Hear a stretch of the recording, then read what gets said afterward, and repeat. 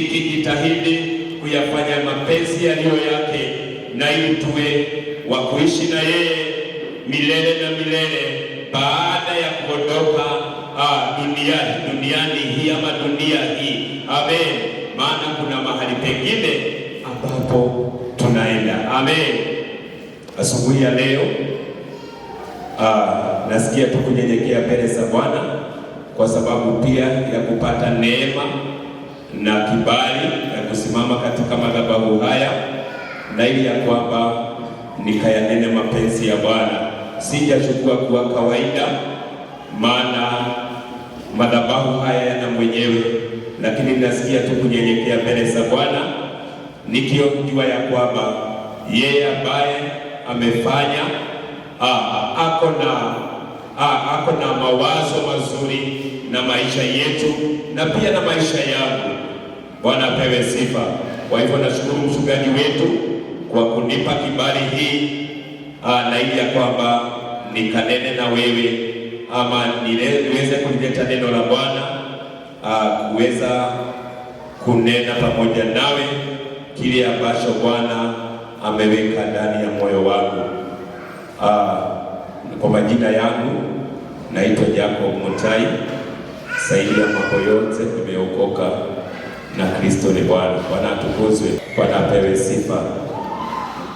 Mchana wa leo kuna neno Bwana ametia ndani ya moyo wangu, na ninaomba ya kwamba hili neno likawa la msaada katika maisha yako na pia katika maisha yangu, na ili tukaweze kumtumikia Bwana katika njia ambayo inayomfaa, njia ambayo inayomletea utukufu. Na ujumbe ama kichwa cha ujumbe wangu ni understanding our assignment. Ujumbe huu tuliunena na watu wa Jerusalem. Naamini ya kwamba ilikuwa watu wa Jerusalem ndio tulikuwa na wao, na ninaomba ya kwamba hata siku ya leo, maana hata siku umalizia, lakini naomba Bwana ya kwamba atatuhudumia sawa sawa na mapenzi yake. Kwa hivyo kichwa cha ujumbe wangu ni understanding our assignment. Wakati ambapo ulipookoka, wakati ambapo nilipookoka, Bwana alikuchagua wewe, akanichagua mimi, na ili tukaweze kuingia katika huu ufalme ambayo umeitanishwa na yeye, na ili tukafanye yaliyo mapenzi yake. Bwana atukuzwe. Wakati ambapo unaelewa ile assignment ambayo Bwana ambayo Bwana ameweka juu yako ama Bwana amekuaminia, unaweza kuifanya vizuri. Nilikuwa najaribu kuangalia jina la Kiswahili ya assignment ikanipotea, lakini naomba ya kwamba unanielewa ya kwamba ni kuelewa our assignment. Bwana apewe sifa. Wakati ambapo hapa tuna walimu na wakati mwingine wanapeana ile assignment kwa wanafunzi, na ili waende waifanye ile assignment, na baada ya kuifanya wanarejeshea mwalimu na ili anaikagua. Nasi pia wakati ambapo tulipookoka, wakati ambapo Bwana alikuchagua, alikupa assignment na akakuaminia hiyo assignment ya kwamba utaifanya vizuri, na ili baada ya kuifanya utakuwa na nafasi ya kumrejeshea na ili akaikague. Bwana atukuzwe. Sijui kama wewe mwenyewe unaelewa assignment yako. Sijui kama wewe mwenyewe unaelewa kile ambacho wakifaa kukifanya katika siku ambazo umeamuliwa na Bwana kukaa hapa duniani. Bwana atukuzwe. Wengine walipewa assignment kubwa, wengine wakapewa assignment kiasi, wengine hata assignment kidogo kulingana na uwezo wao. Maana Mungu aliangalia na akaona ya kwamba hiyo assignment ambayo ameiweka kwako unaweza kuifanya. Bwana atukuzwe. Hebu uliza kama mwenzako kama yeye kuwa anaelewa assignment yake. Ongea na yeye, muulize kama anaelewa. Amekujibu namna gani? Anaelewa. Na kama anaelewa anaifanya. Unajua makosa yetu kama wanadamu, wakati ambapo tunaelewa, maana wakati mwingi huwa tunaelewa, lakini tuna ile nafasi ya kupuuza, tunakosa kuifanya ama kukifanya kile ambacho Bwana ametuaminia. Wanatukuzwe. Kama ni uimbaji, Mungu alitia neema hiyo ya uimbaji ndani ya maisha yako. Unapo badala ya kuimba unasema hapana, nikienda pale maybe yawezekana watu hatutaelewana ama watu hawatanikubali. Wanatukuzwe. Kama ni kufagia kanisa, unasema hapana, hiyo assignment yangu siwezi nikaifanya vizuri, siwezi nikafanya. Na unafanya nini? Unaketi pale kwa kiti, unakosa kufanya your assignment. Elewa ya kwamba muda unafika, na yule ambaye aliyekupea hiyo assignment atakuuliza maswali.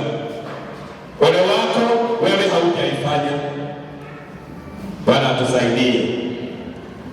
Kile ambacho ninaomba Mungu ya kwamba nijalie katika nafasi ambayo nimeaminiwa. Yawezekana Mungu kwa sababu yeye ameaminia mtumishi wa Bwana ama nabii wa Mungu, kanisa la Bwana.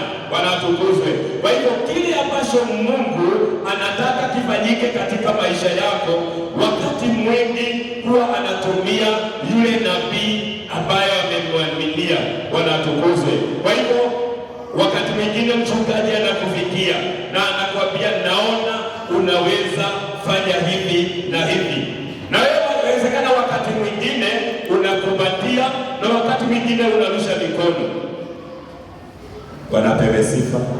Lakini nimekuja nikuambia mchana wa leo, yawezekana siku ambazo zimerudi nyuma ulirusha mikono au kufanya kile ambacho Bwana alihitaji ukifanye, lakini sasa unaweza inuka na uanze kuifanya ama uielewe your assignment na ili ukaifanye. Niruhusu tuende katika Waefeso, in the book of Ephesians, tuanzie pale na itakuwa vizuri. Waefeso 2 tusome tu mstari mmoja wa 10 na itakuwa vizuri. Ephesians chapter number 2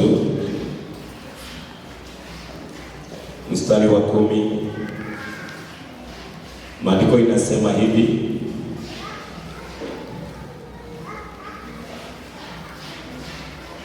maana tu kazi yake tuliumbwa katika Kristo Yesu tutende matendo mema ambayo tokea awali Mungu aliyatengeneza ili tuenende nayo. New Living Translation inasema hivi: we are God's masterpiece. He has created us anew in Christ Jesus, so we can do the good things He planned for us long time ago. Kwa hivyo wakati ambapo ulipookoka ama wakati ambapo Mungu alipokuchagua, elewa ya kwamba alikuwa amekutenga, alikuwa amekuchagua kabla baby haujafika katika dunia hii, lakini akakuweka pale na ili uweze kuyafanya mapenzi ya Mungu ama uweze kuyafanya makusudi ya Mungu. Maandiko inasema hivi, anamwambia Jeremiah in the book of Jeremiah chapter number 1 verse number 5, anamwambia hivi ya kwamba kabla haujazaliwa nalikuchagua kuwa nabii, kabla sijakuumba katika tumbo nalikujua, na kabla haujatoka tumboni nalikutakaza, nimekuweka kuwa nabii wa mataifa. Huyu ni Yeremia, anajua ya kwamba kabla hajazaliwa, kabla hajatoka tumboni mwa mama yake, Mungu alikuwa amemchagua, na sasa anamwambia nalikutakaza, nimekuweka kuwa nabii wa mataifa. Enda mstari wa 7. Lakini Bwana akaniambia, mstari wa saba, lakini Bwana akaniambia mimi ni mtoto, lakini Bwana akaniambia usiseme mimi ni mtoto, maana utakwenda kwa kila mtu nitakayemtuma ama nitakayekutuma kwake, nawe utasema kila neno nitakalo kuamuru. Kwa hivyo Yeremia hakuwa amejikubali, lakini Mungu tunaona akimwambia kwamba hautaniambia wewe ni mtoto, yaani hautaniambia ya kwamba hauwezi. Kwa hivyo enenda ama nitakaa mahali ambapo nimekuweka ama mahali ambapo nimekuaminia, ni lazima utakayoyafanya. Bwana atukuzwe. Wakati mwingine sisi kama wanadamu huwa badala ya tuyafanye our assignment, wakati mwingine tunaambia Mungu hatuna huo uwezo, hiyo kazi siwasha akina baba yao waifanye, siwasha mama kanisa waifanye, siwasha wale viongozi waifanye. Ile assignment yako ambayo Mungu aliweka juu ya maisha yako, hakuweka ili kuwa kiongozi, hakuweka kwa sababu wewe ni kiongozi, wanapewe sifa, lakini alikuwekea assignment kulingana na uwezo wako. Bwana atukuzwe. Yeremia alijaribu kusema yeye ni mtoto, lakini Bwana anamwambia hapana, utakwenda kwa kila mtu nitakaye kutuma kwake. Wewe sijui umetumwa kwa watu wangapi, sijui Mungu amekuaminia nini ambayo hii haujaifanya, sijui ni nini ambacho Mungu amekuaminia, lakini mchana wa leo nimekuja nikwambie, just understand your assignment. Yawezekana iwe ni ngumu, yawezekana iwe ni rahisi, lakini Bwana akikupea hiyo assignment, alikupea akiwa anaelewa vizuri ya kwamba hii unaweza. Bwana atukuzwe. Hii unaweza. Kama ni mchungaji ako na assignment yake, kama ni mimi niko na yangu na siwezi fanya ya mchungaji, Bwana apewe sifa. Wewe hauwezi fanya yangu, huwezi fanya ya mtu mwingine, unafanya yako. Bwana atukuzwe. Unaifanya yako, na kama ni kuifanya yako na siuifanye vizuri, uelewe ya kwamba baada ya kupima Mungu, baada ya kuikagua ile assignment, kama umeifanya vizuri, kuna thawabu. Ole wako wewe haujaifanya, maana bado kuna kile ambacho utapokea. Bwana tusaidie.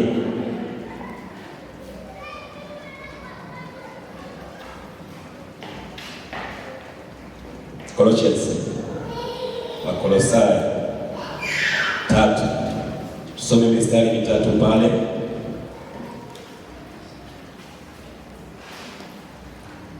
Wakolosai 3 mstari wa 23 mpaka mstari wa 25. Maandiko inasema hivi, niruhusu nisome ni New Living Translation. Maandiko inasema hivi, work willingly at whatever you do. Yani ufanye kazi kwa moyo ama kwa kutoka ndani kwa kile ambacho unachokifanya. Bwana atukuzwe. Kama ni mahali ambao umeaminiwa na Bwana, umeaminiwa kuelekeza watu, waelekeze vizuri. Umeaminiwa kuongoza watu katika uibadi, wacha kuangalia jirani yako. Umeaminiwa kuelekeza watu ukiwa kama Asha, ifanye vizuri na uifanye kwa moyo. Paulo anasema ya kwamba work willingly at whatever you do, as though you are working for the Lord rather than for people. Yani unaifanya kana kwamba unaifanyia Mungu, lakini sio wanadamu. Unajua wakati wetu, wakati ambao tunaoishi, wakati mwingine tunafanya mambo ili tuonekane na watu, lakini nimekuja nikuambie, badilisha mawazo hayo. Kile ambacho unafanya au kifani uonekane na watu, wanapewe sifa. Sio kujipendekeza, lakini unaifanya kwa Mungu, ukielewa ya kwamba hii ni assignment niliyo nayo, na baada ya kumaliza kazi nitaenda kuulizwa. Unajua Paul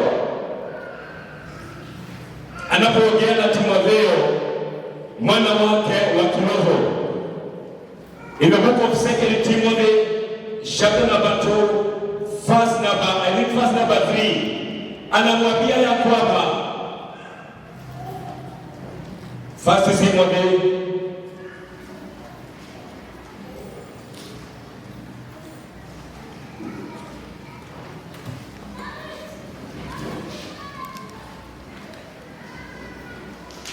1 Timothy chapter number 2, 2 Timothy chapter number 2, verse number 3, anamwambia hivi,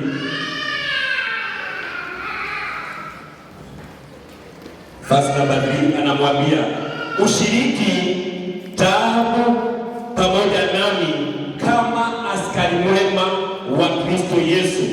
Maana alielewa katika ile assignment ambaye huyu Timotheo aliyo naye, yawezekana kuna changamoto, na anakuja anamwambia pana, kama kuna changamoto ushiriki taabu vizuri, ama taabu pamoja nami kama askari mwema, wanapewe sifa. Wakati ambapo unayoifanya ile assignment, kuna kuwa na changamoto, kuna kuwa na watu wanakuinukia, kuna kuwa na watu ambao wanakushusha chini, wanakuambia hii hauwezi, lakini usisikize wanadamu, msikize Mungu, wanatukuzwe. Na baadaye anamwambia ya kwamba mstari ambao umefuata, hakuna apiganaye vita, ama hakuna apiganaye vita ajitiaye katika shughuli za dunia. Na anataka kufanya hivi kwa sababu gani? Sio kwa sababu ya wanadamu, lakini maandiko inasema ya kwamba ili aweze kumpendeza yeye aliyemwandika kazi, ama yeye aliyemwaminia kazi ya uaskari, wanapewe sifa. Kile ambacho unafanya hauniangalii mimi, hauangalii mchungaji, lakini unajiangalia wewe, halafu unaangalia Mungu, unaambia Mungu nisaidie, wanatukuzwe. Unaambia Mungu nisaidie niweze kufanya assignment yangu. Na unajua hii zile tulipokuwa shule ulikuwa na kope, lakini saa hii ni tofauti.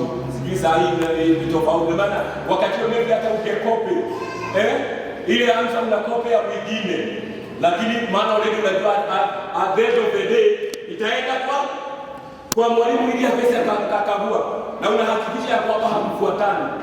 Lakini hii ni tofauti, hautakopia mtu mwingine, wanapewa sifa. Maana Mungu ni mwenye haki. Haleluya! Yeye siye kama mwanadamu akanene uongo. Haleluya! Lakini yeye ni Mungu ambaye ni mwenye haki. Na anasema katika kitabu cha Yeremia ya kwamba anapendezwa na mambo haya, maana yeye ni mwenye haki, mwenye hukumu. Haleluya! Na baadaye anasema anapendezwa na mambo hayo. Tuendelee mstari ambao umefuata mahali ambao tulipokuwa, na mimi haujaondoka pale. Verse number 24 inasema tuko Colossians chapter number 3. Verse number 24 inasema hivi, remember that the Lord will give you an inheritance as your reward. Yani Mungu atakupa urithi kama reward ni thawabu. Yani atakupa urithi kama thawabu. Wanatukuzwe. Yani kuna urithi wa uzima wa milele kama thawabu, kwa sababu ile assignment ambayo Mungu alikuaminia uliifanya vizuri.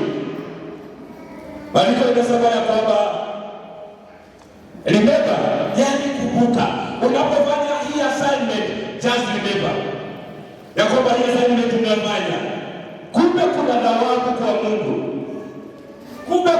kitu ambacho tunatarajia, kuna kitu ambacho tunangojea. Ole wako uliyeanza assignment yako, halafu ukafika katikati ukakwama. Angalia mwenye umekana yeye. Wapi kama ashaikuwa na assignment. Yeye anaona hii assignment ilikuwa imepewa na Mungu na baadaye ameiacha. Amekopea namna gani? Hata kama uliiacha, unaweza kuendelea. Haleluya. Maana tuna Mungu ambaye ni mwenye rehema. Bwana atukuzwe. Baadaye anasema hivi, the Lord will give you an inheritance as your reward, and that the master you are serving is Christ. Mahali ambapo tumesoma tumepata ya kwamba hatumtumikii mwanadamu, na hapa tunaambiwa ya kwamba Bwana tunayemtumikia ni Kristo Yesu. Bwana atukuzwe. Unajua huwa tunafanya mambo tukiogopa wale watu wanaotujua. Bwana atukuzwe. Unajua ushuhuda wako hauko na wewe. Ushuhuda wako uko na wale wanaokuzunguka. Wao ndio wanaweza kuambia wewe ni nani. Halo? Wanaweza kuambia wewe ni nani kulingana na vile unafanya your assignment. Bwana atukuzwe. Kama unaifanya kwa mchezo, siubadilishe.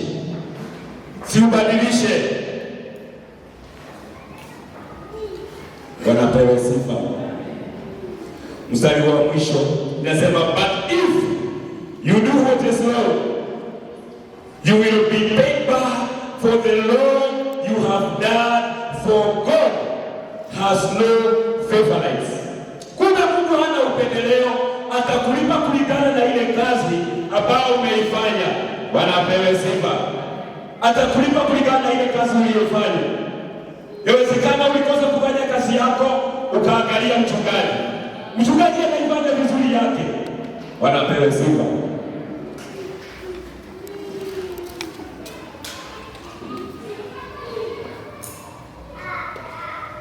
In the book of Ephesians, chapter number 4,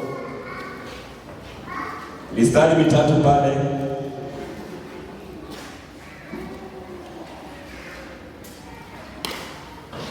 Ephesians chapter number 4, verse number 11. Inasema hivi, so Christ himself gave the apostles, the prophets, the evangelists, the pastors and teachers. Lakini anasema now these are the gifts Christ gave to the church: the apostles, the prophets, the evangelists, and the pastors and teachers. Yani hii ama hivi ndivyo vipawa ambavyo Mungu alipeana kwa ajili ya kanisa. Na hakupeana tu, alipeana ili siwe na nafasi ya kuitimilisha ama kuifanya vizuri kazi ya Mungu. Bwana atukuzwe. Kwa hivyo mitume ako na kazi yake, nabii ako na kazi yake, mwinjilisti ako na kazi yake, mchungaji pia ako na kazi yake. Na baadaye mstari ambao unafuata inasema hivi, their responsibility is to equip God's people to do his work and build up the church, the body of Christ. Yani responsibility yake, yani their responsibility, their assignment is to equip the saints. Hallelujah. Hao wametekwa ili waweze kukuequip, ili ile huduma ambayo Mungu amekuaminia uifanye vizuri. Ile assignment ambayo Bwana ameiweka mikononi mwako uifanye vizuri. Ndio umewekwa pale. Bwana atukuzwe. Na mimi nataka kusimama hapa, siwezi nikaifanya nafasi ya mchungaji. Bwana atukuzwe. Huwezi ukafanya nafasi yako.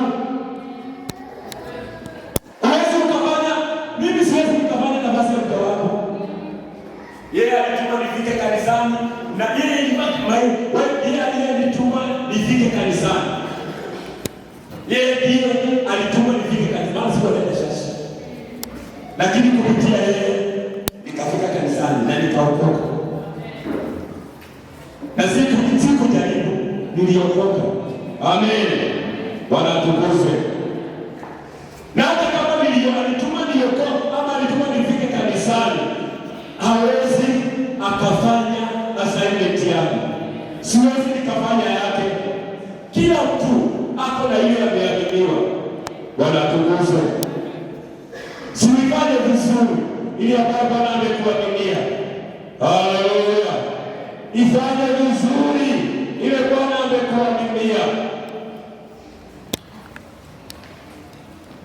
Baadaye nasema hivi, the responsibility is to equip God's people to do his work and build up the church, the body of Christ. Niruhusu Mungu mstari wa 16. Nasema hivi, wakati ambapo umekuwa equipped, maandiko yanasema he makes the whole body, ama he makes the whole body fit together perfectly. Yani inasawasishwa, inauganishwa, inakuwa sawasawa katika njia iliyo sawa. Haleluya. Ili uweze kufanya mwili wa Kristo kuendelea. Kumbe ni assignment, si hapa duniani. Hello? Si mambo ya hapa duniani. Yesu yuko katika dunia, lakini unafanya kwa niaba ya Mungu. Bwana apewe sifa. Unaifanya vizuri kwa niaba ya Mungu. Na maandiko yanasema ya kwamba ambao Paulo anapoongea na makanisa haya ya Efeso ya kwamba as each part does its own special work. Kumbe kile ambacho unafanyana sio kazi tu, sio assignment tu, lakini ni special assignment. Haleluya. Ile ambayo Mungu ameweka mabegani mwako ni a special assignment. Na kama ni special, ifanye katika njia iliyo sawa. Bwana atukuzwe. Bwana apewe sifa. Unajua wakati mwingine mambo yanaposonga, wakati mwingine unaweza sikia mtu akitolea ushuhuda ya kwamba mimi nilikuwa nafanya hivi. Kama ni kuiba, haukunitoa pale. Kama ni kucheza, nilikuwa naiba. Wacha hivyo, baba Shua na ibara analuka na miguu yote. Mimi nilikuwa, hata kama ningekuwa na tatu ningekuwa ninaruka. Ole wako, nini kilifanyika ukaondoka kuiba? Uliona nini? Uliona nini ukaacha kuiba? Ni Mungu alitupatia koina. Ni mke uliona ukaweza kumwimbia Bwana. Rudi katika, elewa your assignment na uirejelee. Bwana atukuzwe. Wacha kukwambia kitabu nilikuwa naiba. Unajua wakati mmoja wakati wana wa Israeli wamekaa katika jangwa, wamekuwa na ile nafasi ya kuzunguka, wamekuwa na ile nafasi ya kuteseka, na ili wafike katika nchi ya ahadi. Na baadaye kiongozi wao Yoshua anapata assignment ya kuelekeza wana wa Israeli. Na jamaa mmoja ambaye alikuwa anaitwa nani? Ni Caleb. Ni Caleb kama ni nani? Akaja akamwambia Musa, akaja akamwambia Joshua, mimi nilikuwa na miaka 45 na sasa miaka 40 imeshaondoka. Bwana apewe sifa. Lakini ile nguvu niliyokuwa naye hata sasa bado ile nguvu niko naye. After 40 years.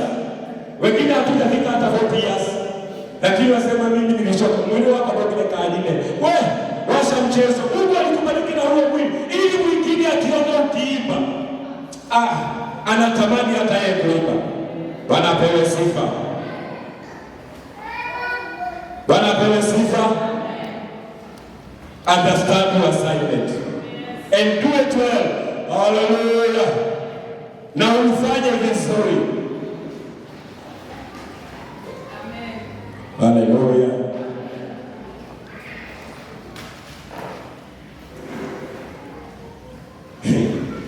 And as each part does its own special work, it helps them other parts grow. Kumbe wakati ambapo unapofanya your assignment, husaidia part nyingine ya mwili wa Kristo ipate kukua. Hallelujah. Bwana atukuzwe. Wakati ambapo unapofanya your assignment, imagine inasaidia mwingine apate kukua. Bwana atukuzwe. Maana kuna mwingine analao ukifanya kazi, anasema mimi ningetaka hiyo kazi nifanye vizuri kama vile naonana nani akiifanya. Bwana apewe sifa. Kwa hiyo wakati ambapo unataka kuelewa assignment yako, unaishika na mikono yote miwili. Bwana atukuzwe, na unaifanya vizuri. Amen. Hallelujah. Baadaye inasema hivi, so that the whole body is healthy and growing and full of love. Yani mwili wa Kristo unakuwa healthy, ama unakuwa na nini? Na afya. Hallelujah. Kumbe wakati ambao wewe unaiba, mimi pati yako naisheza, mwingine anasheza pati yake, mwili wa Kristo unaendelea kujengeka, unakuwa healthy. Bwana atukuzwe. Naye Bwana akiwa juu mbinguni anajitwalia utukufu. Hallelujah. Naomba Bwana akusaidie. Naomba Bwana anisaidie mimi. Unajua hili neno nilipokuwa nikiliandika, niliambia Mungu nisaidie. Niliambia Mungu nisaidie. Maana nilikuwa hata nimesema saa yangu saa 10 kamili. Na nikaambia Mungu nataka nirejelee hiyo. Niliondoa. Maana saa 10 ilikuwa ngumu. Niliondoa. Nikasema wacha niache saa 11. Hallelujah. Wewe uliondoa saa ngapi? Uliondoa stima na tusaidie. Unajua dada alishauri jana. Na nikasema wow. Kumbe Mungu hufanya kila kitu kwa sababu akiwa na kusudi lake. Bwana atukuzwe. Aliniambia kazi yake yeye, alituambia kazi yake kile ambacho nimeshika zaidi. Hata kama pastor hivi. Kile nilizidika zaidi. Alituambia yeye anahakikisha ameamka mapema. Wale wengine wakivika wanampata. Na haijalishi kama yeye ako na share, lakini anajifunika kaleso ili kuzuia baridi. Wewe ulikuwa unaamka mapema ili utafute uso wa Mungu. Nikie wali ile. Nini hii uliona? Kuna mwimbaji mmoja akaimba kwamba nini hii uliona ukarudi nyuma? Nikie mwambie ukingaruka. Yaani nini hii uliona ukabadilika? Ukakosa kufanya hiyo assignment. Kama hicho kitu ulichokiona, si ukiondoe mchana wa leo. Bwana atukuzwe. Ondoa na ili uweze kufanya hiyo assignment. Bwana atukuzwe. Ili Mungu akiwa juu mbinguni, haleluya, anapokuangalia, anasema kwa nini nizuilie baraka kwa huyu mtu? Haleluya. Na vile anavyonitumikia. Bwana apewe sifa. Unajua wakati nilipokuwa hapa nilikuwa naishi kwa huyu mzee. Nilikuwa nahakikisha sikuwa naamka saa 10 nakaa kwa nyumba. Nilikuwa nahakikisha each and every day niko hapa kanisani.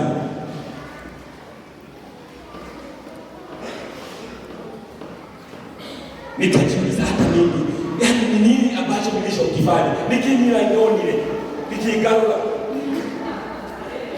Hallelujah. The word of God. Maandiko yanasema kwamba ni panga ukatao kuili. Hallelujah. Ukatao kuili. Haukati tu. Yaani unakataka pande hii na ukipeleka pande hii, yaani unajua. Sio kwa nini unaitaka aje. Panga inakuwa pande hii na pande hii imetolewa pande hii. Inaitaka. Hakuna hiyo bado hakuna. Wewe mama kwa kaba hiyo kama hiyo hiyo. Wewe mtu mmoja watu. Mama nani mama Shuba? Ndio okay, mama Shuba iko pale. Haya wewe Mrs. Roadside. Tuambie inaitwa aje? Kikale. Unajua hiyo bado. Umezaliwa tano. Haya tano. Haya mama Shuba tuambie inaitwa aje? Mchole. Mchole kwetu ni chola, kwa hiyo haipo tayari. Hiyo upande neno la Mungu ni kama hiyo. Yaani unakata pande hii na pande hii nyingine pia unakata. Bwana apewe sifa. Na nikaambia Mungu nisaidie. Nitumike vizuri katika nafasi ambayo umeniaminia. Na situmiki nikikompiti na mchungaji, hapana. Kama mimi Mungu aliniweka na akaniumba na hakuwa amekusudia ndio mchungaji, siwezi kuwa. Hello? Hello? Maana maandiko yanasema kwamba in the book of John chapter number 42 verse number 2. Maandiko yanasema kwamba makusudi ya Bwana na nini Job anaongea maneno haya baada ya kuangalia kile ambacho amepitia na baadaye kile ambacho kimemfanyikia. Anasema najua Bwana unayaweza mambo yote na makusudio yako hayawezi yakazuilika. Kwa hivyo Mungu anatengeneza kila njia na ili ufike mahali ambapo amekusudia. Bwana atukuzwe. Do your assignment well. Hallelujah. Unajua? Do your assignment well. Hallelujah. Bwana atukuzwe. Baadaye niruhusu nisome hapo. Unajua wengine na kwa kusema hapana. Mimi najua hata vile nilisaliwa. Mimi hiyo mambo unasema hapana. Haikuwa kwangu. La. Daudi huyu ni Daudi ambao ameandika Zaburi ya 139. Mstari wa 16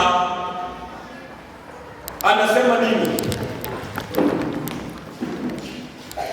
Anasema hivi, mstari Daudi at Psalms chapter number 39 verse number 16. Yaani kabla macho yako yaliniona kabla sijafanyika kitu. Yaani imagine haujakuwa kale ka kitu, basi kuwa mtu kitu. Imagine Mungu alikuwa anakuelewa. Na baadaye anasema kwamba siku zangu ziliandikika kabla hazijawa. Atuchuoni mwako siku zangu ziliandikika kabla hazijakuwa bado. Yaani ulikuwa umenishahua. Nilikuwa nasoma translation nyingine. Sijui translation gani nilikuwa nasoma. Maana huwa nikiangalia huwa nataka niangalie translation hii kile inasema nini na hii kile inasema nini. Hallelujah. Lakini kile inasema kwamba I was ordained. Hallelujah. Wewe unajua kabla haujazaliwa mama shule. Imagine Mungu alikuwa anakuelewa, anakujua vizuri. Na kile ambacho utakuja kufanya duniani Mungu alikuwa anakijua. Kwa hivyo ni wewe haujafanya hiyo assignment. Usiseme ni Mungu, hata mimi hajanishahua. Bwana atukuzwe. Bwana apewe sifa. Niko na dakika 10, dakika 5. Niruhusu tu. Hiyo ingine tunasema siku nyingine. Niruhusu tu. Hii tusiache. First Corinthians, tusiache hii. First Corinthians chapter number 3.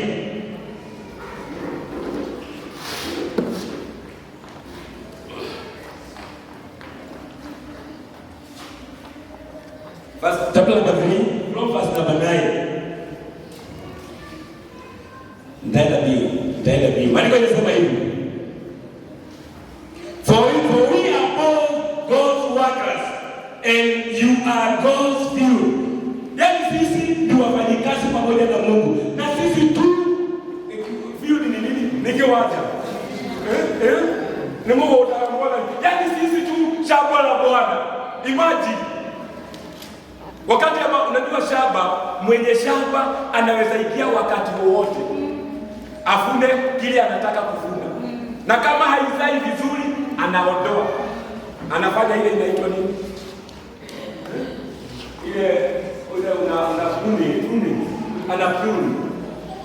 Unajua, unaweza fikiria kwamba wakati ambapo miti imekuwa mingi, kwa sababu kwetu tunapanda kahawa, na nilikuwa naona ya kwamba hata nilikuwa najiuliza kwa nini baba aende akate kahawa hizi mingi badala ya kuruhusu, maana wale zilikuwa mingi zikuwe pamoja ili zizae sana. Kumbe haizai kwa mingi, inakuwa pruned ili inabaki mbili ama tatu, kienda sana tatu. Maana yeye mwenye shamba, Bwana atukuzwe. Mwenye shamba anatamani hiyo shamba itoe mazao, na sisi tu shamba la Bwana. Na baadaye inasema hivi, you are God's building, yani wewe ni jengo la Bwana. Haleluya! Kama ni jengo la Bwana, kuna mambo unafaa uhifadhi huko ndani. Haleluya! Kuna watu wanafaa wakuje kwa sababu umefanyika kuwa jengo la Bwana, yani wajisitiri hapo ndani kwa sababu wewe ni jengo. Haleluya! Verse number 10. Because of God's grace to me, I have laid the foundation like an expert builder. Now others, okay, no others, sorry. No other, no, now, no, but now. Inasema now, others are building up. Now, yani sasa. Wengine wanaijenga juu ya huo msingi. Ambao huo msingi ni nani? Kristo Yesu. Imagine kile ambacho unafanya juu ya msingi ambaye ni Kristo Yesu. Haleluya. Bwana atukuzwe. Kwa hiyo wakati ambapo umekosa kufanya kazi yako, you are silent. Umekosa kufanya kwa huo msingi. Bwana atukuzwe.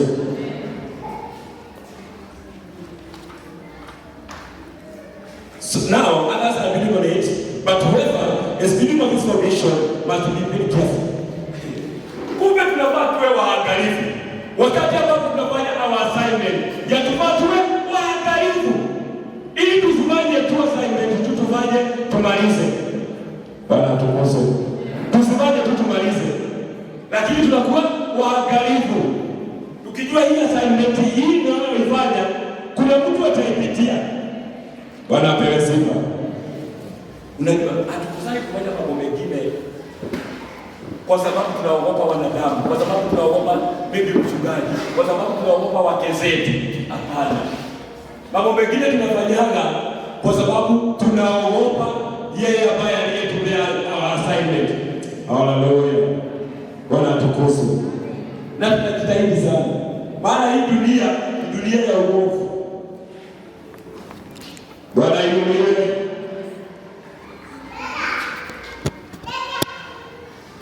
We must be very careful.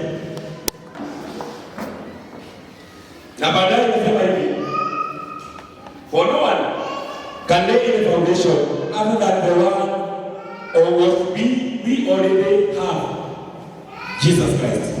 Anyone who builds on this foundation may use a variety of materials. Kumbe assignment ambayo tunayoifanya tunaweza tumia material tofauti. Haleluya. Inategemea wewe. Bwana atukuzwe. Kuna wengine wanatumia fedha, dhahabu, wengine wanatumia fedha, dhahabu. Ila hiki kinatokea bali. Enda hapa tu Kakamega watakwambia wewe ile kazi wanafanya. Wakitoa na sio hawatoi bakuli moja ya dhahabu, wanatoa kapatiko. Lakini ile kazi wamefanya yawezekana ni for the whole day. Bwana atukuzwe. Yaani ni kazi ya kujitoa. Wewe uliweza kujitoa. Hata unafanya assignment ufanye tu malizo. Anza kujitoa. Walicho wanasema ya kwa wengine wanaijenga if any man, yaani kila mtu, yaani mtu yeyote, mtu yeyote, if any man builds on this foundation using gold, silver, costly stones, wood, hay, or straw, his work will be shown for what it is, because the day will bring it to light. Hallelujah. Kumbe unaweza hata cheka na manyasi. Unaweza cheka hivi, unafanya hata na manyasi. Na unajua kuna mtu anakuuliza. Hakuna, ni wewe unajitekelezea. Hallelujah. No, yani unaweza kata kauli yangu situmii gold. Sijitoi, nitafanya tu waone, sitaki maswali. Unangoja mchungaji asikie maswali. Sasa hivi najua kunaanza wakati ambao pastor ametangaza hapa ya kwamba mchungaji atasunguka. Kuna wale wanaanza kujiuliza maswali sasa. Sasa atakuwa mwambie nini? Atapitia kwa mwambie nini? Washa. Usiogope mchungaji. Ogopa Mungu. Maana hata mchungaji wetu yeye anaogopa Mungu. Haleluya. Maana yule ambaye anaangalia kazi yetu sio mchungaji, ni Mungu. Wanapewa sifa. Kile ambacho unafanya wacha tuangalie mchungaji. Ifanye kana kwamba unafanyia Mungu. Haleluya. Na kama umeamua kujenga na nyasi, ni your choice. Your choice. Hello. Bwana tukuze. Si Bwana tujalie neema. Bwana kama wanadamu tunaweza kupungukiwa. Lakini kumbe Mungu akitubeba na mkono wake. Haleluya. Tunaweza fanya vizuri kile ambacho ametuaminia. Hapo kumalizia. Inasema but on the judgment day. Hii inasema verse number 13. Hii inasema but on the judgment day. Kumbe kuna siku inakuja ambayo ni judgment day. Inasema hivi, fire will reveal what kind of work each builder has done. Imagine moto. Hallelujah. Bwana tukuze. Imagine moto. Na unajua nyasi haipita kwa moto. Haiwezi. Masagalina na hiyo haiwezi pita kwa moto. Hiyo inalelebuka alafu inaisha. Kule kashuma itakuwa ikipita kwa moto itakuwa tule. Utaona tu ukiroga inatoa tu ile ngozi ya juu lakini haiishi. Bwana tukuze. Bwana tusaidie. Bwana tusaidie. Hii kazi ya Mungu tujitolee. Tuache kuangalia wanadamu. Bwana tukuze. Na baadaye mstari wa 14 anasema if any work suffice that builder will receive an reward. Yaani kama hiyo kazi itasurvive utapokea thawabu. Kama hiyo kazi ambayo unaoifanya siku ya hukumu ikisurvive utapokea thawabu. But if the work is burned up, the builder will suffer great loss.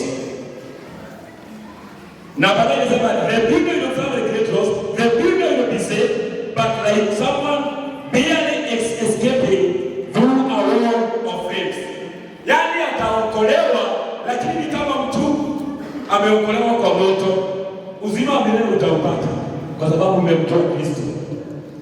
Lakini ile dhobe iwakilao, haleluya, haitakuwa nanga. Kuna saa nyingine sitana. Bwana tukuzwe.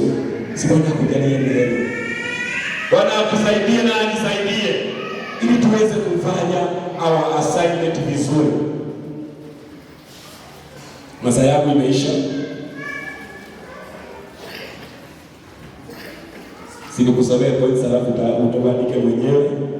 Number 1, we are not here just for personal satisfaction, but fulfilling the mission of God's kingdom. Yet we are not here just for personal satisfaction, but fulfilling the mission of God's kingdom. Kumbe kile ninafanya sifanyi tu, siko hapa kwa kile ninafanya kinisaidie ama nikuwe satisfied. No. but to fulfill the mission. Niweze kufulfill ile mission ambayo Mungu aliyoweka juu yangu. Bwana atukuzwe. Number 2, God called each one of us for a special or specific purpose. Nimewaambia hakuna assignment ya mwingine inafanana na mwingine. He called us for a specific purpose. Number 3, embrace kubatilia. Yani you embrace your assignment and be focused on your calling. You embrace your calling, your assignment. Wacha kusema ya kwamba hii yangu sasa nataka kufanya mwingine, hapana. Embrace that. That's the assignment you have. Embrace it. Embrace your assignment and be focused on your calling. Wacha kuangalia wengine. Pia watu wa ushirika. Wakati nilipokuwa shule tena primary, wale tulisoma na wao. In fact nakumbuka kuna mmoja tulisoma na yeye. Na mimi aliwashia class 7. Mimi nikiingia class 8, yeye alikuwa ameoa. Maana hakuwa mtoto. Walikuwa watu wazima. Walikuwa na ndevu. Kama ni wadada, walikuwa wamama. Wacha sahi. Na nilikuwa naona wakati wa kukimbia, wao watu wote wako kwa bio. Wako kwa uwanja. Na kwa uwanja kama ni wadada, yani mtu anakuambia kineno, unasikia kukata tamaa ama kuondoka. Wewe walikuwa wanaondoka. Yani unasikia neno lakini nimetoka, yani nimekata mahali. Wengine kama mwanamume kwanza enda ule watoto wako kuja ukije na watoto. Yani unasikia kineno, unaamua hata kama unafanya nini, unaona na wewe wanakuambia sio watibieni. Halo? Ni wale wapinzani, maana hawataki wewe ushinde. Kumbe kile ambao watu wanakuambiana hawataka ushinde. Hawataka ufanye assignment vizuri. Lakini wewe unawasikia. Siku zile tuweze kuwasikia. Yaani wanakuangalia hivyo wanasema hapana. Na imagine kwa sababu utazunguka safari ya kwanza, unapata hiyo mtu pale haondoki. Unazunguka mara nyingine, ile neno wanairudia haondoki, bado wako pale. Imagine mara 20 kisha. Utakuwa umeambiwa mara ngapi? Si utakuwa umeinama. Nikamwambia kama mimi nilikuwa nimezoea ile walking race. Mtu anainama, analala chini. Halali ile kufurahisha, analala ili aone miguu ikiinuka ikifanya hivi. Anataka yeye straight. Hallelujah. Wale watu ambao wanakuangalia, hawakuangaliani ili wakupendeze, ili wakufurahishe, ili wakusaidie. Wanakuangaliana ili wakuondoe kwa Yesu. Ili wakuondoe kwa your assignment. Si Bwana alisaidie na akusaidie wewe. Halo, tusiangalie watu. Hawatatupeleka mahali. Ndio, hata wale watu kama watakwambia mara ngapi, utaangusha yaani au siki inatokea ingia hapa, inatokea kwingine. Maana kuna mbele unaangalia pale. Hallelujah. Wakaniambia kwa kimo mimi ni mfupi. Mimi si mrefu, kwa hiyo nilikuwa mfupi. Na nikiwa mfupi, sasa nilikuwa mfupi. Sasa nikikimbia, nilikuwa nashoboka hii katikati yao. Nikiongoza hautaniona. Bado utakuwa unaangalia mtoto wako mbele. Wewe uko na ndevu huko nyuma. Lakini hiyo hainijalishi. Bwana atukuzwe. Maana ninafanya kile kilicho kizuri. Sitaangalia watu nikifanya my assignment. Halo, usiangalie, angalia Kristo mwenye ameshika ile mete ya dhahabu. Hallelujah.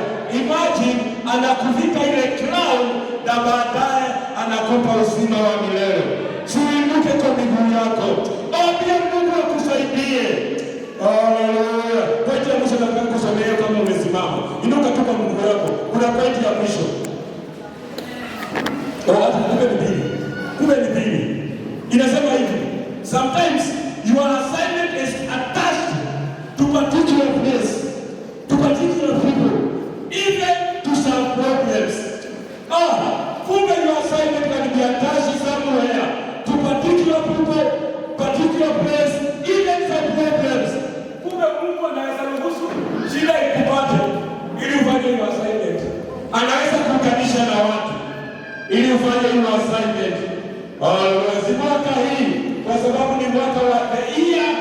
divine possibility. Sio kuunganisha na watu wazuri ili hili neno litimilike katika maisha yako. Na la mwisho, allow the Spirit of God to lead you. Kubali Roho wa Bwana akuongoze. Na kuna wengine wameruka masaa yako yameisha. Align yourself ama your will to God's purpose. Align your will to God's purpose. Yani will ni kwa Kiswahili mapenzi. Yani align your mapenzi kwa kusudi la Bwana. Align kwa nini? Unajua gani zinataka kwa email, si kweli? Zinaenda kwa email, kwa email. Unazalatiwa. Si kweli? Ikienda kwa email, miguu yake inakuwa imekaaje? Mguu hii inatembea hii, ingine inatembea hii. Sasa yako mwaka huu, align your will to God's purpose. Wacha kuendea ama kuendeka, unaenda pande hii na kumbe mapenzi ya Mungu iko pande hii. Align your will to God's purpose. Bwana tukuzwe. Kama tulikuwa tunatembea naikielewesha shama hiti ile ambapo tulikuwa tunahadithiwa ati ilifika mahali kwa tacho ikaenda pande hii, ikaangalia baadaye iende pande hii, ikaona wacha niende miguu ikikaa hivi, maana unataka kuwa hapa na unataka kuwa pande hii, usiwe kama jagada. Halo, kuwa kama ni Mkristo, kuwa Mkristo. Kama ni mtu wa dunia, kuwa mtu wa dunia. But you, zaidi ya mambo yote, you must understand your assignment. Apia Mungu akusaidie. Sijui ni nini hiyo ambayo Mungu alikuaminia na haujaifanya.